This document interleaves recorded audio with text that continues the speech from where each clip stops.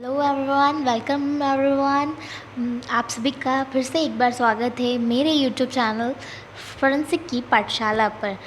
आज हम सब लोग पढ़ने वाले हैं एमएस के बारे में। MS stands for mass spectrometer. तो मास स्पेक्ट्रोमीटर एक तरीके का इंस्ट्रूमेंट है जिसको हम बहुत सारे पर्पस में यूज़ करते हैं, और मैं आपको फोरेंसिक में किस तरीके से यूज़ करते हैं वो बताने वाली हूँ। लेकिन आप इस वीडियो को बहुत सारे लोग देख सकते हैं जिनके उसमें अगर मास स्पेक्ट्रोस्कोपी इंस्ट्रूमेंटेशन की तरह है तो वो लोग देख सकते हैं। केमिस्ट्री वाले भी देख सकते हैं, बायोटेक्नोलॉजी वाले भी देख सकते हैं, और भी बहुत सारे लोग देख सकते हैं। ठीक है, तो चलिए और इसमें क्योंकि मैं आपको इंस्ट्रूमेंट क्या होता है, किस तरीके से वो काम करता है, कौन कौन से उसमें पार्ट होते हैं, वो सब बताने वाली हूँ। इसीलिए ये आप सभी लोगों के लिए बहुत ही यूज़फुल होगा। तो चलिए शुरू करते हैं। ये जैसे कि मैंने बताया, मास स्पेक्ट्रोमीटर जो है एक तरीके की स्पेक्ट्रोस्कोपिक टेक्निक है।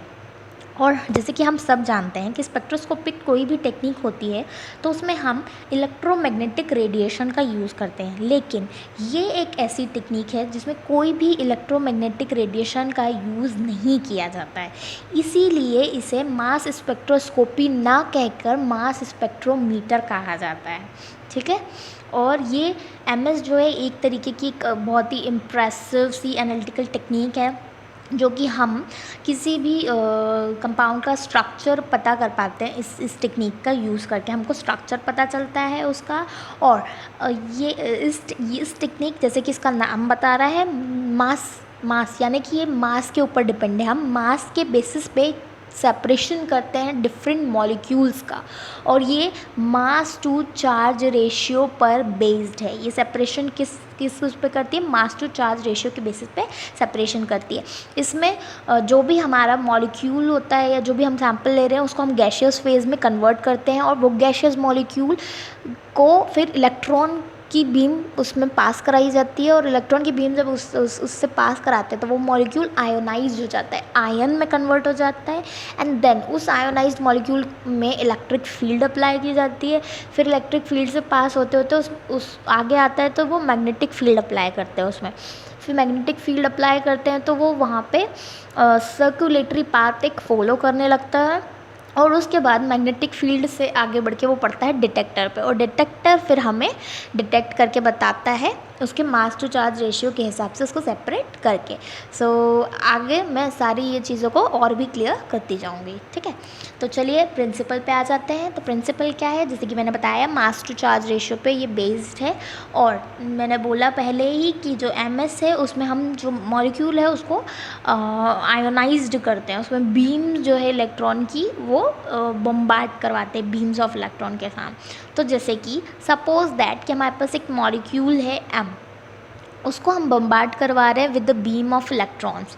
तो जब हम मॉलिक्यूल को इलेक्ट्रॉन के साथ बम्बार्ड करवा रहे हैं तो वो आयोनाइज्ड हो जा रहा है।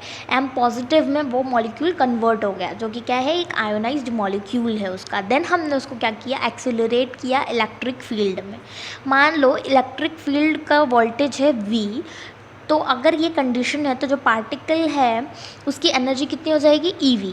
ठीक है, और जो कि इक्वल होगी किसके, काइनेटिक एनर्जी के। क्यों, क्योंकि वो एक्सेलरेट हो रहा है तो कहीं ना कहीं मूव कर रहा है, तो उसकी काइनेटिक एनर्जी भी होगी। काइनेटिक एनर्जी का फॉर्मूला क्या होता है हमारा, ½ mv²। तो ½ mv² is equals to EV। ये क्या हो जाएगा, ये इसके इक्वल हो जाएगा उसकी एनर्जी, ये दोनों एनर्जी से इक्वल हो गई। देन फिर हम क्या करते हैं, उसको मैग्नेटिक फील्ड में डालते हैं। ठीक है, तो मैग्नेटिक फील्ड को हम डिनोट कर दे रहे हैं मान लो कैपिटल H से। ठीक है, तो मैग्नेटिक फील्ड में जा रहा है, ये उसकी मैंने बताया कि ये उसकी एनर्जी है, तो वो क्या हो गया, HEV। ठीक है, और जैसे कि मैंने बोला कि जब वो मैग्नेटिक फील्ड में जा रहा है तो वो सर्कुलेटरी पाथ कर रहा है, तो कहीं ना कहीं सेंट्रीपिटल फोर्स लग रहा होगा। तो सेंट्रीपिटल फोर्स का फॉर्मूला क्या होता है हमारे, mv² अपॉन R। ठीक है, तो ये दोनों जो हमारे फोर्सेस हैं ये भी क्या हो जाएंगे, इक्वल हो जाएंगे। एक तो ये वाला फोर्स लग रहा है मैग्नेटिक फोर्स, और एक हमारा सेंट्रीपिटल फोर्स लग रहा है। ठीक है, तो ये दोनों भी हमारे क्या हो जाएंगे, इक्वल हो जाएंगे। नाउ अब हम आ जाते हैं कंपोनेंट्स के ऊपर। तो जैसे कि मैं ऑलरेडी बता चुकी हूँ कि हम आयोनाइज्ड कर रहे हैं, तो हमको आयोनाइज के लिए भी चाहिए होंगे सोर्सेज, और भी बहुत सारी चीज़ें चाहिए होंगी। वन बाय वन मैं स्टेप बाय स्टेप सारे कंपोनेंट्स के बारे में आपको बता देती हूँ। तो सबसे पहला हमारा कंपोनेंट है inlet system, sample inlet system, यानी कि जो हमारा सैम्पल है वो हम सबसे पहले सैम्पल डालते हैं। जो भी हमारा मास स्पेक्ट्रोमीटर है उसमें हम सबसे पहले सैम्पल डालते हैं, ठीक है। तो सैम्पल अगर हम लिक्विड स्टेट में डाल रहे हैं तो हम उसको वेपर में कन्वर्ट करते हैं, और अगर हम कोई गैसेस ही सैम्पल डाल रहे हैं तो फिर हमको उसको कन्वर्ट करने की ज़रूरत नहीं पड़ती, ठीक है। और अगर जैसे मान लो हम कोई सा ऐसे लिक्विड सैंपल को डाल रहे हैं जो कि लेस वॉलेटाइल है, मतलब वो इजीली इवोपोरेट नहीं होता, तो हम क्या करते हैं उसको पहले प्री हीट करते हैं, देन हम उसको एमएस में डालते हैं, ठीक है। और जब हम एमएस को मतलब जब हम उसको सैंपल में डालते हैं तो जो सैंपल वाला हमारा चैम्बर होता है, सैंपल एंडलिंग जो इनलेट चैम्बर है, वो हमारा कैसा होता है, हीट उसमें अप्लाई की जाती है ताकि जो हमारा सैंपल है वो किस में हो जाए, गैस में कन्वर्ट हो जाए, क्योंकि हमको क्या चाहिए, गैसियस सैंपल चाहिए। ये चीज़ हमेशा याद रखना कि मास स्पेक्ट्रोमीटर में गैसियस सैंपल ही यूज़ किया जाता है, ओके। तो गैसियस सैंपल हो गया। अब जैसे कि मैंने बोला कि गैसियस सैंपल है, तो गैसियस सैंपल को क्या किया जाता है कि गैसियस सैंपल को ट्रांसफ़र किया जाता है गैस बल्ब के थ्रू। किसमें, मैटरिंग एक रिजर्वायर होता है, मैटरिंग रिजर्वायर, उसमें उसको ट्रांसफ़र किया जाता है। और मैटरिंग रिजर्वायर में क्या होता है, प्रेशर होता है, और कितना रेंज का होता है वो 30 to 50 टोर रेंज का प्रेशर होता है उसमें, ठीक है। तो इस तरीके से हम गैसियस सैंपल को जो है वो अप्लाई करते हैं, उसमें इनलेट करते हैं, ठीक है। अगर मान लो हमने लिक्विड सैंपल लिया हुआ है तो लिक्विड सैंपल को हाइपोडर्मिक निडल इंजेक्शन के थ्रू सैंपल में इनलेट किया जाता है, ठीक है। तो ये था हमारा पूरा कि किस तरीके से सैंपल को अंदर हम एमएस में पुट करेंगे। जब सैंपल हमारा अंदर चला गया तो सेकंड हमारा कंपोनेंट आता है फिर आयनाइजेशन चैम्बर।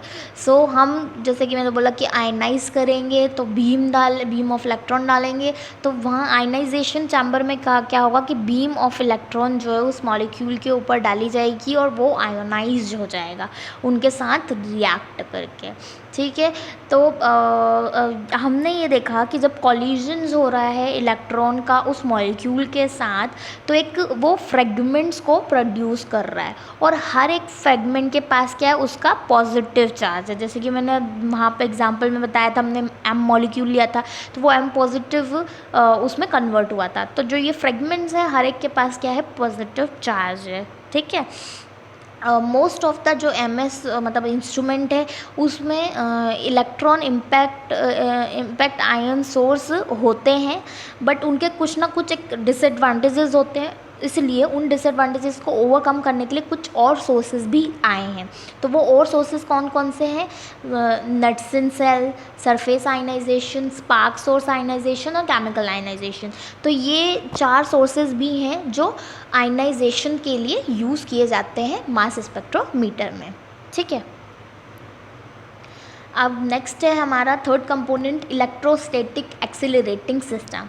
जब हमारा मॉलिक्यूल आयन में कन्वर्ट हो गया, उस मॉलिक्यूल को फिर हम डालते हैं इलेक्ट्रिक फील्ड में, इलेक्ट्रोस्टैटिक एक्सीलरेटिंग सिस्टम में। वहाँ पर क्या होता है, जो पॉजिटिव आयन हमारा बना है वो इलेक्ट्रिक फील्ड में जब जा रहा है तो हमारे पास 2 स्लिट्स होती हैं, ठीक है। वो आगे जब मैं आपको इंस्ट्रूमेंट पूरा दिखाऊंगी, उसका जो डायग्राम पिक्चर दिखाऊंगी, उससे आपको बहुत क्लियर हो जाएगा, अच्छे से समझ में आ जाएगा। तो वो एक्सीलरेटिंग 2 प्लेट्स होते हैं हमारे पास, बी एंड सी, वो दोनों प्लेट्स भी मैं आपको दिखाऊंगी। तो जब उन दोनों जो एक्सीलरेटिंग प्लेट होती है उनके बीच में बहुत मतलब हाई वोल्टेज होता है, हाई इलेक्ट्रिक करंट होता है, 400 to 4000 अराउंड वोल्टेज उसका होता है, वोल्ट का करंट होता है, ठीक है। तो उससे क्या होता है हमारी मतलब हमारे उसमें इलेक्ट्रिक हम जो मॉलिक्यूल है हमारा पॉजिटिव आयन, उसमें हम इलेक्ट्रिक फील्ड अप्लाई करते हैं। फिर मैंने बताया कि इलेक्ट्रिक फील्ड के बाद मैग्नेटिक फील्ड अप्लाई करते हैं, तो हमको मैग्नेटिक फील्ड के लिए भी मैग्नेट्स होती हैं वहाँ पे जो कि मैग्नेटिक फील्ड जनरेट करती हैं, ठीक है। फिर मैग्नेटिक फील्ड होने के बाद आगे बढ़ता है जब हमारा मॉलिक्यूल, तो वो जाता है एनालाइज़र में। एनालाइज़र एनालाइज करके बताता है, ये जो है ये वो पार्ट है एमएस का जो भी हमारे आयन्स हैं उनको सेपरेट करता है उनके मास के अकॉर्डिंग। जैसे कि मैंने बोला था कि मास के ऊपर बेस्ड है वो, तो मास के अकॉर्डिंग यहाँ पे सेपरेट हो रहा है, कहाँ पे, एनालाइज़र में, ठीक है। तो हमारा एक एनालाइज़र, जो एक अच्छा एनालाइज़र है, उसके क्या करेक्टर होना चाहिए कि उसमें हाई रेजोल्यूशन का होना चाहिए। वो हाई रेजोल्यूशन का होगा तो वो मॉलिक्यूलर फार्मूला और मॉलिक्यूलर वेट में डिफरेंशिएट कर पाएगा और उस हिसाब से फिर वो उसको सेपरेट कर पाएगा। It must have a high rate of transmission of ions, और वो आयन को ट्रांसमिट कर पाए, उसके आयन के ट्रांसमिशन की जो रेट है वो ज़्यादा हो, ठीक है। फिर उसके बाद हमारा आता है वो डिटेक्टर पे, ठीक है। तो जो हमारा अब जो मॉलिक्यूल है वो पड़ता है फिर डिटेक्टर के ऊपर, और डिटेक्टर फिर डिटेक्ट करता है उसको, ठीक है। और जनरली इसमें जो मास स्पेक्ट्रोमेट्री है उसमें कौन कौन से डिटेक्टर यूज़ करते हैं, PMT photo multiplier tube, EMT electron multiplier tube, micro channel plate और फेराडे का। ये कुछ डिटेक्टर्स हैं जो एमएस में यूज़ किए जाते हैं, ठीक है। फिर आता है हमारा वैक्यूम सिस्टम। अब हम जैसे कि मैंने बोला कि हमारा वो जो भी सैंपल है वो हमारा क्या चल रहा है, वेपर फेज में, मतलब वेपर स्टेट में चल रहा है, गैशियस फेज में चल रहा है। तो अब वो लिक्विड फेज में ना कन्वर्ट हो जाए या किसी तरह का ऑब्स्ट्रक्शन ना हो, इजीली हमारा जो गैसेस सैंपल है वो पूरे सारी चीज़ों से पास होकर डिटेक्टर तक आ जाए, इसलिए पूरे ये जो सिस्टम है इसको वैक्यूम के अंडर रखा जाता है, ठीक है। वैक्यूम के अंदर रखते हैं, हाई वैक्यूम सिस्टम के अंदर इसको रखा जाता है। अबाउट 10 PA ऐसा वैक्यूम प्रेशर इतना होता है उस वैक्यूम सिस्टम का, और उस वैक्यूम सिस्टम से वो पूरा मतलब डिटेक्टर तक पहुंचता है सैंपल बिना किसी हिंड्रेंस के, ठीक है। ये सिस्टमेटिक डायग्राम है एमएस का, जिसमें मैंने बताया कि सैंपल यहाँ से डालते हैं, ये इनलेट सिस्टम है, फिर ये आयन सोर्स आ जाता है, मास एनालाइजर, डिटेक्टर, फिर सिग्नल प्रोसेसर हमारा बताता है, रीड आउट हमें रीड करके बताता है, और ये सारा क्या है, हमारा सब कुछ ये वैक्यूम में होता है, ठीक है। अब इसका पूरा आपको अच्छे से डायग्राम बताती हूँ मैं। देखिए ये आपको पिक्चर दिख रही होगी, इसमें यहाँ ये जो दिख रहा है यहाँ पे से हम सैंपल को अप्लाई करते हैं, ठीक है। सैंपल यहाँ से हमारा अप्लाई हुआ, फिर वो यहाँ गया, तो ये क्या है, हीटर है, ठीक है। ये हीटर है, हीटर ने क्या किया, उसको सैंपल को हीट कर दिया और वेपर फॉर्म में उस सैंपल को क्या कर दिया, कन्वर्ट कर दिया। वेपर फॉर्म में सैंपल हमारा कन्वर्ट हो गया। यहाँ से इलेक्ट्रॉन सोर्स आ रहा है, ये यहाँ पे इलेक्ट्रॉन बीम्स जो है उसके ऊपर पड़ रही है और वो आयनाइज हो रहा है।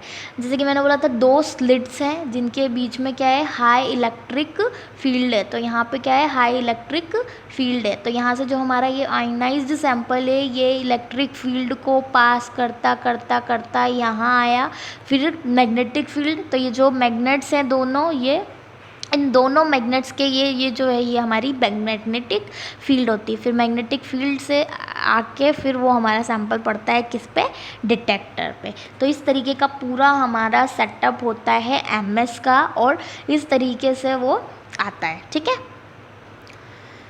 नाउ अब जो हमें एमएस से रिज़ल्ट आया, जैसे कि मैंने बताया मास से चार्ज के रेशियो के अकॉर्डिंग उसने सेपरेट किया, तो वो हमको क्या है, ग्राफ के फॉर्म में रिज़ल्ट देता है ना।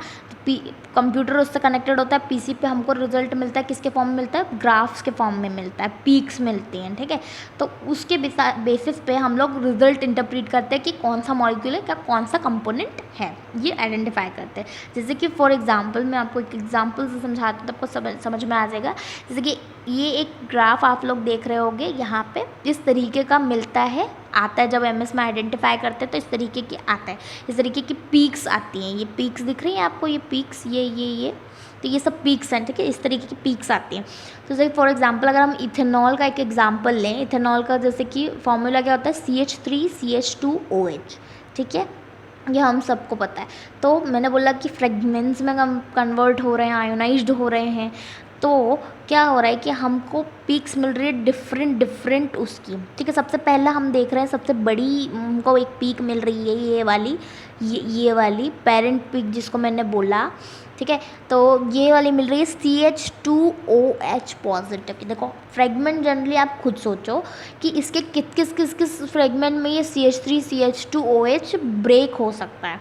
एक तो उसका मॉलिक्यूलर आयन हमारा CH3CH2OH है, ठीक है। वो ब्रेक होगा तो या तो वो यहाँ से ब्रेक होगा तो वो बना लेगा CH2OH, ठीक है, CH2 डबल बॉन्ड OH, एक तो ये वाला बना सकता है वो, और CH3 पॉजिटिव अलग हो गया हमारा, ठीक है।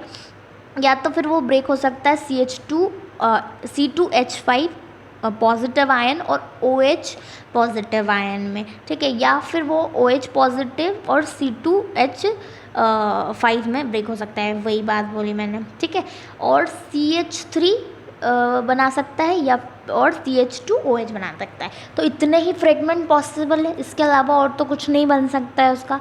तो वो कितने फ्रेगमेंट्स में ब्रेक हो रहा है, तो ये जो जितने भी हमारे फ्रेगमेंट्स बने हैं उनके मास चार्ज रेशियो कितने हैं, 31, 29, 17, 15। और उसके हिसाब से हमको यहाँ पे देखो पीक्स मिली हुई है, उसी रेंज में हमको पीक्स मिली हुई है ना, मास टू चार्ज के अकॉर्डिंग। तो इस तरीके से इंटरप्रेट करके बताया जाता है कि वो कंपाउंड कौन सा है, जैसे कि इसमें है इथेनॉल, ठीक है।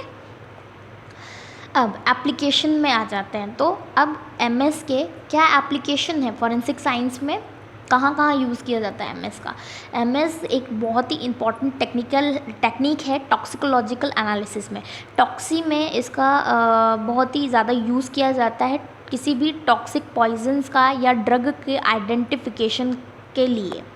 ड्रग का आइडेंटिफिकेशन करते हैं और ऊपर से उसकी कितनी कंसंट्रेशन प्रेजेंट है, किसी भी सैंपल में कितने अमाउंट ऑफ पॉइजन या कितना अमाउंट ऑफ ड्रग प्रेजेंट है वो आइडेंटिफाई करने में। और ये यूज़ किया जाता है ट्रेस एविडेंसेस जैसे कि कारपेट, फाइबर्स, ग्लास, स्प्लिंटर्स और पेंट फ्लेक्सेस वगैरह, इन सब के आइडेंटिफिकेशन के लिए भी यूज़ करते हैं MS का। आर्सन केसेस में जो हमारे पास एविडेंसेस आते हैं, आर्सन केसेस में हमारे पास क्या आएगा, या तो जनरली एक्सेलरेंट जो उसमें बर्न उसको जलाने के लिए क्या यूज़ किया गया है, तो वो एक्सेलरेंट आएगा या कुछ ऐसी चीज़ें आएंगी। तो उसके आइडेंटिफिकेशन के लिए हम MS का यूज़ करते हैं। और जो एक्सप्लोजिव रेसिड्यू होते हैं उनके आइडेंटिफिकेशन के लिए भी MS का यूज़ करते हैं। तो इस तरीके से इन चीज़ों में फॉरेंसिक साइंस में MS का यूज़ किया जाता है। तो आई होप आप सभी को ये अच्छे से समझ में आ गया होगा। अगर आपको कोई डाउट है तो आप मुझे कमेंट बॉक्स में कमेंट करके बता सकते हैं। और अगर आपको मेरी वीडियो पसंद आई है तो प्लीज़ लाइक कीजिए, शेयर कीजिए, सब्सक्राइब कीजिए। Thank you.